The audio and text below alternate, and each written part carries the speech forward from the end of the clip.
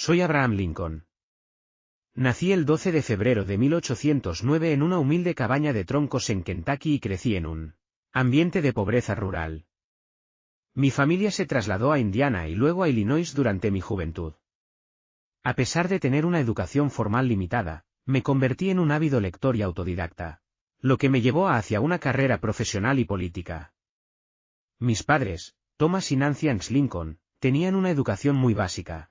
Mi padre a menudo era descrito como analfabeto o semianalfabeto y mi madre tenía un nivel de educación ligeramente mejor. Desafortunadamente, mi madre, Nancy, falleció cuando yo tenía solo 9 años. Un evento que tuvo un impacto profundo en mi vida temprana. Posteriormente, mi padre se casó con Sarah Bush Johnston, una viuda con 3 hijos. Sarah se convirtió en una figura materna cariñosa y de apoyo para mí. Ella jugó un papel importante en mi educación informal, fomentando mi amor por el aprendizaje. En un entorno donde la educación formal era escasa, especialmente en áreas rurales, compensé esta falta con un profundo amor por el aprendizaje y una curiosidad insaciable.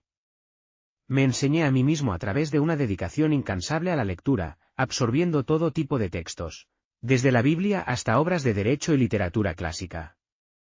Mi habilidad para la oratoria y el debate, así como mi carrera como abogado, fueron en gran parte el resultado de mi esfuerzo autodidacta. Esta dedicación al autodesarrollo, a pesar de mis humildes comienzos, es parte integral de lo que me hizo un líder destacado y una figura inspiradora en la historia estadounidense. Antes de convertirme en presidente, trabajé como agrimensor y luego me establecí como un respetado abogado en Illinois. Comencé mi carrera política en la legislatura estatal de Illinois como miembro del partido Whig y fui elegido al Congreso de los Estados Unidos en 1846. Allí, me opuse a la Guerra México-estadounidense y abogué por la abolición de la esclavitud en los territorios adquiridos durante la guerra. Me enfrenté a Stephen A. Douglas en una serie de debates en 1858 durante mi campaña para el Senado. Estos debates, famosos por su profundidad intelectual, abordaron la cuestión de la esclavitud. Aunque perdí esa elección, los debates me hicieron conocido a un nivel nacional. Cuando comencé mi carrera política, los 2 principales partidos en los Estados Unidos eran el Partido Demócrata y el Partido Whig.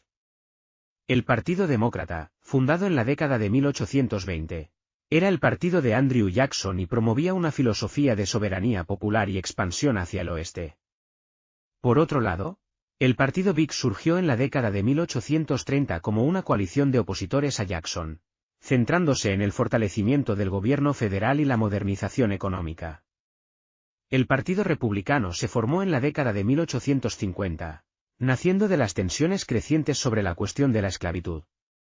Yo me uní a este partido debido a mi oposición a la expansión de la esclavitud en los territorios de Estados Unidos. El partido se estableció oficialmente en 1854, en parte como una reacción al Acta de Kansas-Nebraska, que permitía que los territorios decidieran sobre la legalidad de la esclavitud. El Partido Republicano se posicionó rápidamente como una fuerza política importante, atrayendo a ex-Whigs, demócratas antiesclavistas, y activistas del movimiento abolicionista. Nuestra plataforma se centraba en la oposición a la expansión de la esclavitud, lo que me llevó a ser su candidato en la elección presidencial. En 1860, fui elegido presidente de los Estados Unidos como candidato del recién formado Partido Republicano. Mi elección provocó una crisis inmediata, ya que mi postura antiesclavista llevó a varios estados del sur a separarse de la Unión y formar los Estados Confederados de América, desencadenando la Guerra Civil Americana. Durante la Guerra Civil, me enfrenté a desafíos sin precedentes, manejando tanto el aspecto militar del conflicto como las complejidades políticas y sociales.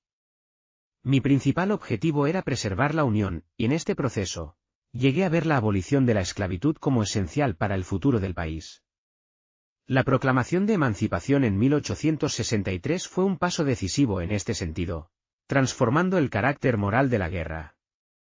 Aunque soy más conocido por mi papel en la abolición de la esclavitud, mi relación con el abolicionismo fue compleja y evolucionó con el tiempo. Al principio, no era un abolicionista radical, mi principal preocupación era prevenir la expansión de la esclavitud. Sin embargo, con la Guerra Civil, llegué a ver la abolición de la esclavitud como un paso esencial para preservar la Unión. Apoyé la 13ª enmienda a la Constitución de los Estados Unidos, que abolió la esclavitud en todo el país. Soy especialmente conocido por mi habilidad como orador. Mis discursos, incluyendo el famoso discurso de Gettysburg, son reconocidos por ser breves, poderosos y profundos, en los que expresé los ideales de libertad, igualdad y democracia de una manera que impactó al pueblo estadounidense. Fui reelegido en 1864, pero mi segundo mandato fue trágicamente corto. Fui asesinado por John Wilkes Booth, un actor y simpatizante del sur, el 14 de abril de 1865, convirtiéndome en el primer presidente estadounidense asesinado en el cargo. Mi muerte fue un golpe devastador para la nación que aún se recuperaba de la guerra. Mi legado es amplio. Soy admirado no solo como el salvador de la Unión Americana, sino también como el gran emancipador que jugó un papel crucial en la abolición de la esclavitud. Mi liderazgo durante la Guerra Civil y mi compromiso con los principios de democracia e igualdad de derechos han dejado una marca indeleble en la historia de los Estados Unidos. Las políticas y decisiones que tomé durante mi presidencia continúan siendo objeto de estudio y admiración, y mi vida y obra siguen inspirando a generaciones en todo el mundo.